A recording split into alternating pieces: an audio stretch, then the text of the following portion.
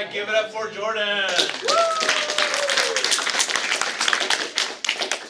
Okay, so for my Zenith, I chose how to be a colorist in film. And I will have, oh, hold on.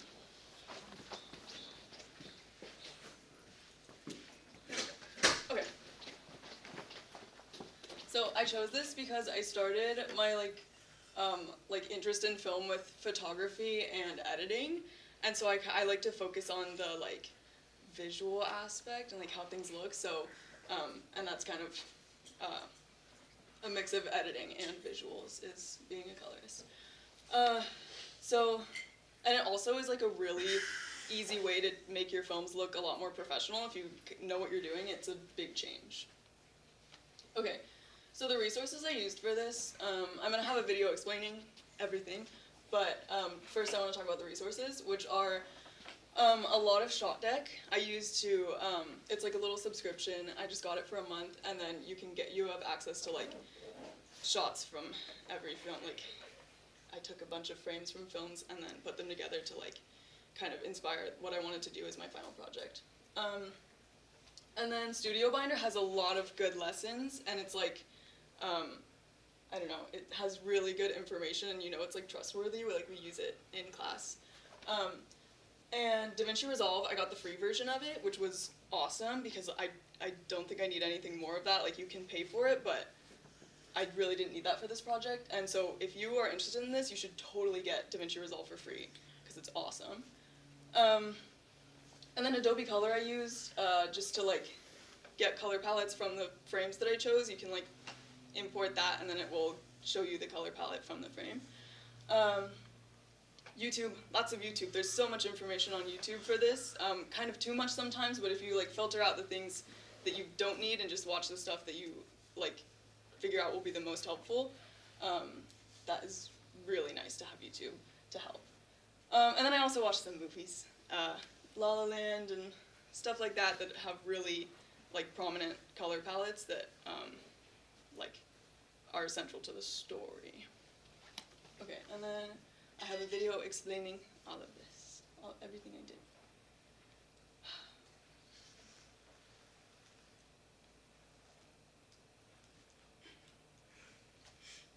No! They'll come out, just kind of wait. Okay. It was there for a second. Is there? Does that not play? Why doesn't that play it? Because you didn't set it to. Oh, okay.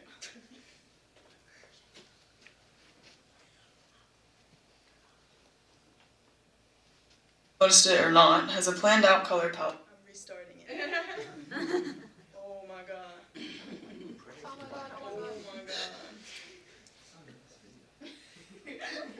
TV and TV show, whether you've noticed it or not, has a planned out color palette that is there to support the story, by emphasizing a character trait, specific details, or show an arc in the movie.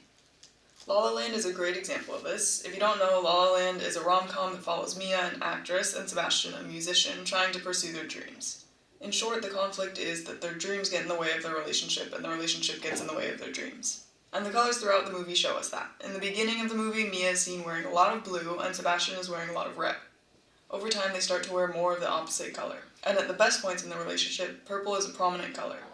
In this movie, blue represents the characters' current stable realities, while red represents the risks and challenges involved in pursuing their dreams.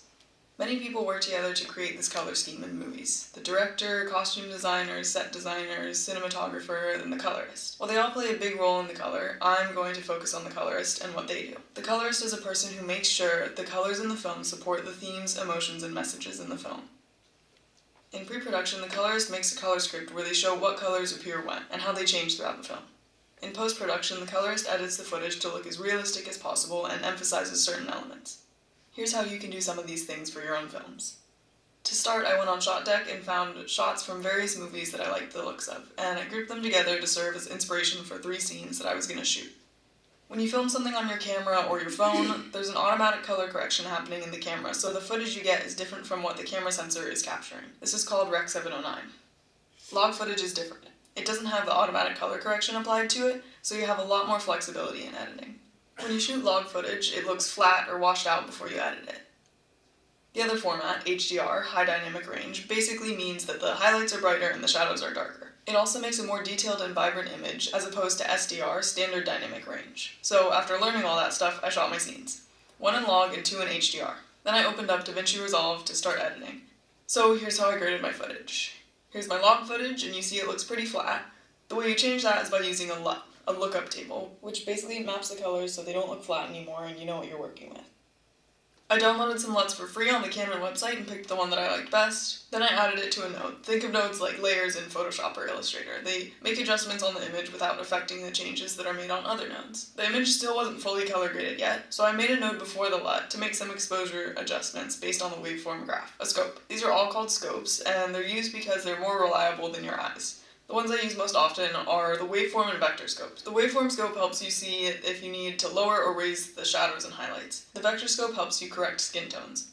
If you put a mask over the subject's skin, then go to the vector scope, you can see if the colors are not in line with the reference, and then fix it by changing the tint. On the same note, I made the highlights slightly orange and the shadows slightly green as a stylistic choice. On another note, I gave the highlights glow effect to make the footage look more dreamy. For the HDR footage, I changed the color science to color managed and changed the color processing mode to HDR. Then color graded it as usual. So after I'm done color grading, I need to have the correct export settings to preserve the changes I made to the footage. First I'll change the codec to H.265 for higher quality video. Made sure the resolution was Ultra HD because I shot it in 4K. Changed my color space tag to Rec 2020 because it covers a wider range of colors than Rec 709. Then I added it to the render queue and rendered. So that was what a colorist does and how to be a colorist for your own films. I hope you learned something and can apply this to the work you do in the future.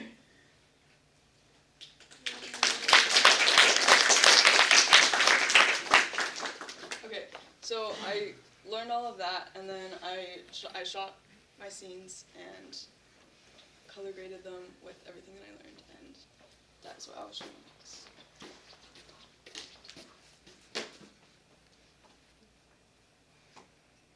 Do I just double click on the file? Yeah, it'll open up. And then just drag that window over it and then double click to make full screen. Okay.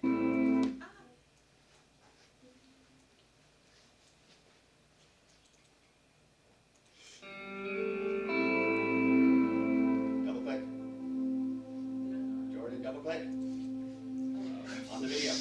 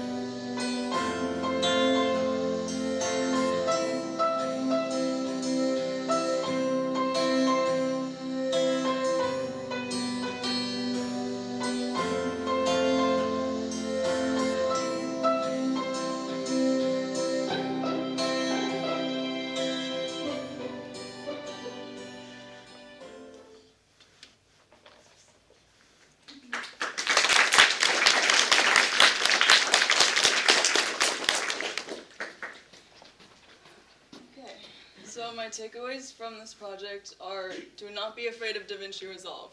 I was kind of afraid of it before because it looks so different than Premiere Pro, and I knew how to color grade in Premiere already. So I just tried to learn it, and I got mad at it a few times, but I just took a step back and then tried it again, and it all worked out, and now I understand it a lot better. And then shoot in log. Once you learn this stuff, I think I want to shoot in log a lot more in the future because it's just nicer in color grading. And there's so much more to learn on the internet. With all the YouTube videos, I watched not very many of them compared to how many are out there. And then also, once you learn to color grade, it's a very simple process that you just apply to every single video you do.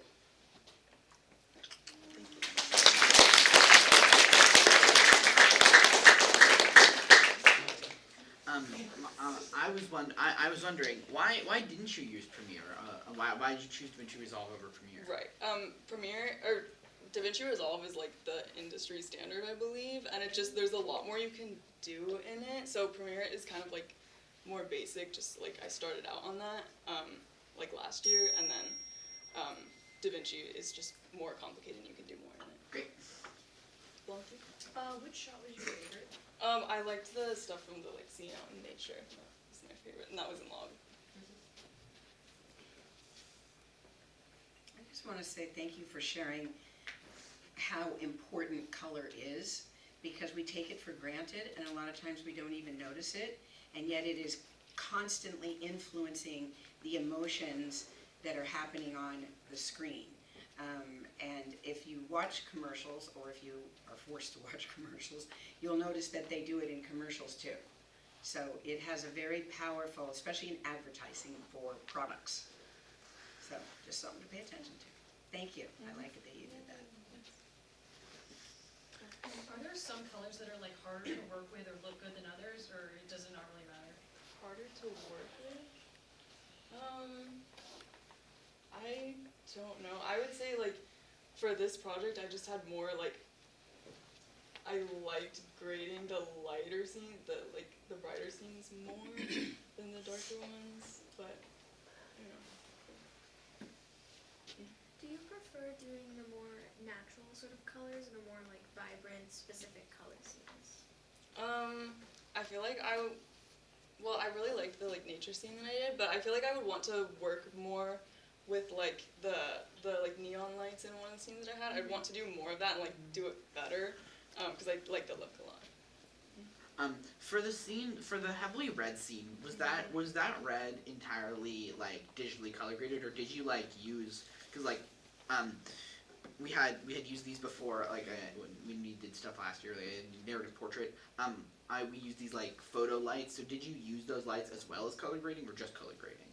It was kind of a mix of both, but it was mostly like there's a big window in that room that I was in, and so I covered it with like cheap plastic tablecloth that was red, and it made the room like super red. And then I had a light bulb that I could change the color of that was just like in a lamp, so I made that red. And then I also used an LED panel that was red. And then I just kind of like fine-tuned it when I was color grading, so it was like all there in the room before. Yeah, reminds me of my portrait. How different is it between DaVinci Resolve and Premiere Pro to color grade different parts of the scene in different colors? What do you mean? So like say part of the person you want it to be in blue, but you want the background to be in red, kind of. How easy or how different is it to do that?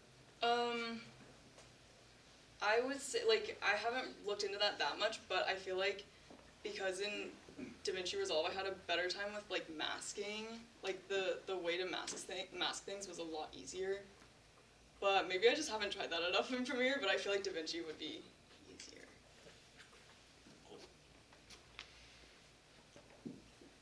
Other questions? Were there other scenes you wanted to do other than Zoom?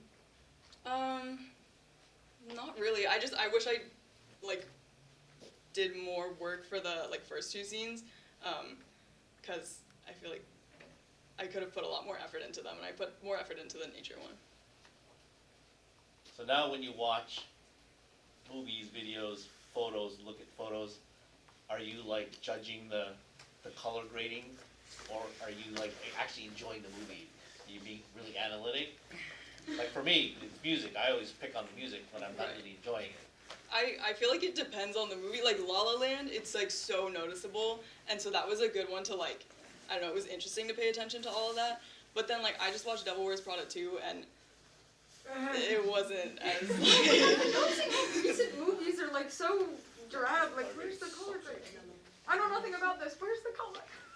Netflix be like. Well, thank you very much. Bravo.